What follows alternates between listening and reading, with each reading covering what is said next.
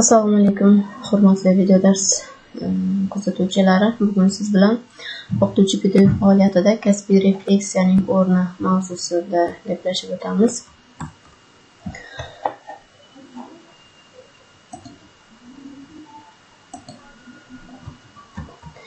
Demak, kasbiy refleksiya va pedagog faoliyat o'qituvchining kasbiy mahoratlarini rivojlantirishda pedagog refleksiyaning ahamiyati, pedagog tashxislash asosida o'qituvchining kasbiy rivojlanishini ta'minlash usullari rejasi asosida yoritib boramiz.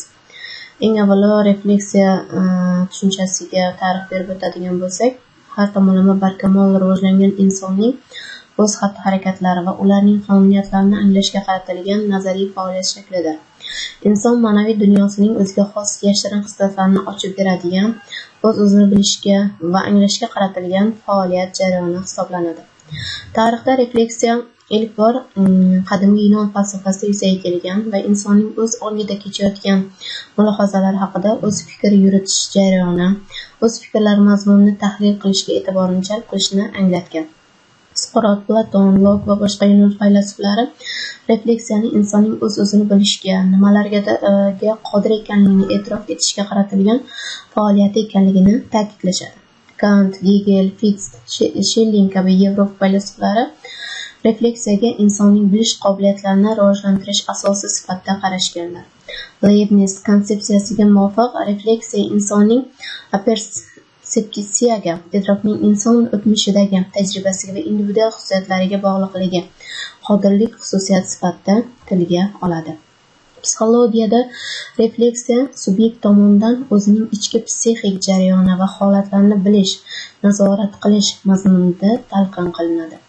O'qituvchining pedagog faoliyatida refleksiyaning shaxsga nisbatan ahamiyatini o'rganishda bu tushunchaning ijtimoiy psixologik nuqtai nazardan ta'rifi mukammal ekanligi e'tirof etiladi. Unda refleksiya insonning borliqdagi boshqa insonlar tomonidan qanday qabul qilinishi va baholanishi sifatida qaraladi. Refleksiya shunchaki subyektning o'z-o'zini bilishi yoki tushunishi emas, balki boshqalar tomonidan refleksiyalanuvchini qanday bilishi va uning shaxsiy xususiyatlarini, emotsional reaksiyalarini va kognitiv tasavvurlarni ham tushunishini o'z ichiga oladi. Rubinstein refleksiyaga ta'rif berar ekan, bu insonning uzluksiz hayot jarayonini go'yo bir daqiqaga to'xtatib, uzib qo'yadi va insonni xayolan uning sarhadlaridan olib chiqib ketadi. Shu vaziyatda insonning har bir harakati hayot haqida falsafiy fikr mulohazalari muayyan bir xarakter kasb etadi deya ta'riflaydi.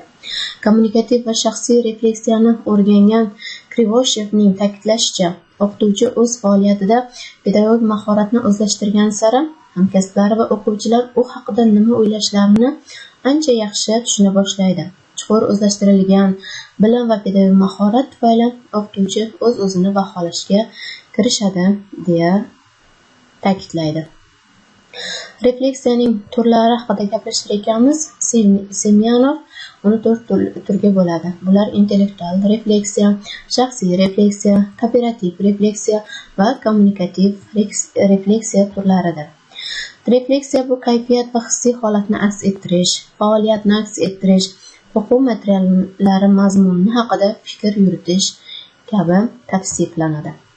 Kajesperova pedagog refleksiyani insonning o'z-o'zini anglashi deb, bunda nafaqat o'qituvchi o'z xatti-harakatlariga to'g'ri baho berishi, balki o'qituvchi bilan pedagog muloqot chog'ida o'zaro hamkorlik qiladigan o'quvchilar jamoasi, pedagogik jamoa, ta'lim-tarbiyaga mas'ul shaxslar va ota-onalar uni qanday qabul qilishini tushuna olish qobiliyati hamdir deb ta'riflaydi.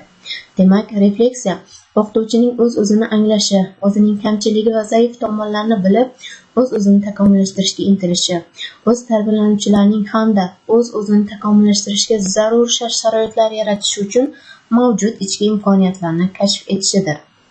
Kasbiy pedagog faoliyatda refleksiv jarayonlarni o'rganib ta'kidlash mumkinki, refleksiya nafaqat pedagog faoliyatni rejalashtirish bilan bog'liq hodisa, balki refleksiya mohiyatini kasbiy faoliyatni optimallashtirish maqsadida ham qo'llaniladi. Ba'zi olimlarning fikricha, refleksiya asrlar davomida o'qituvchining kasbiy faoliyatida to'planib kelingan tajribalarida, uning xulq-atvori, muloqot madaniyati, tafakkurida yig'ilgan eski andozalarni, kamchiliklarni bartaraf etish imkoniyatini beradi. Kasbiy pedagog refleksiya bular o'z-o'zini bilishi, o'z-o'zini anglashi, o'z-o'zini belgilash, o'z-o'zini rivojlantirish, o'z-o'zini nazorat qilish kabi vazifalarni bajaradi.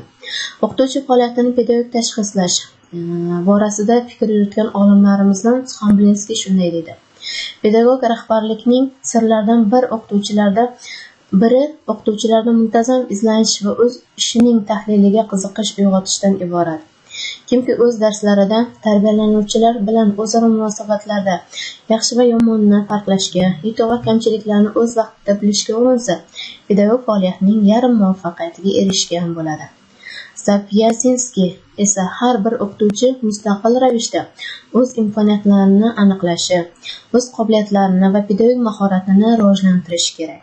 O'zida ko'p narsani kashf qilish, tavsiya qilinganlardan ko'pini sinab ko'rish, baholash lozim. O'qituvchi o'zini o'zi yaratadi. Kosib yoki ijodkor bo'lishini ham o'zi belgilaydi. Refleksiya jarayoni bu o'rganilgan mavzularni mustahkamlash maqsadida yakka tartibda, juftlikda va guruhda tashkil etiladi.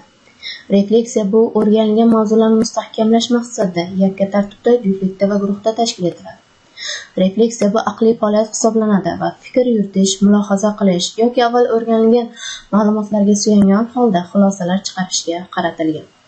Xulosa o'rnida shuni aytish mumkinki, 1000 marta eshitgandan ko'ra 1 marta ko'rgan yaxshi. Hozirgi zamon jamiyati o'qituvchi oldiga ko'plab vazifalarni qo'ymoqda. Tez o'zgarish uchun ko'p madaniyatli dunyoda yashashga moslashgan o'quvchi shaxsini shakllantirish vazifasi dolzarb va ahamiyatli vazifadir. Zamonaviy o'qituvchining asosiy kompetensiyasi bu yangilanayotgan roli, o'quvchilarni mustaqil o'qishga o'rgatish, ertangi kun uchun zarur axborotni o'zlashtirishga chorlash, ta'lim marshrutini to'g'ri tanlashga o'rgatish. Yillar davomida to'plangan shaxsiy tajriba va xulosalar bu vazifani uddalash va samarali bajarish imkonini beradi. Hurmatli tinglovchilar, bugungi mavzumiz shu bilan o'z yakuniga yetdi. E'tiboringiz uchun rahmat.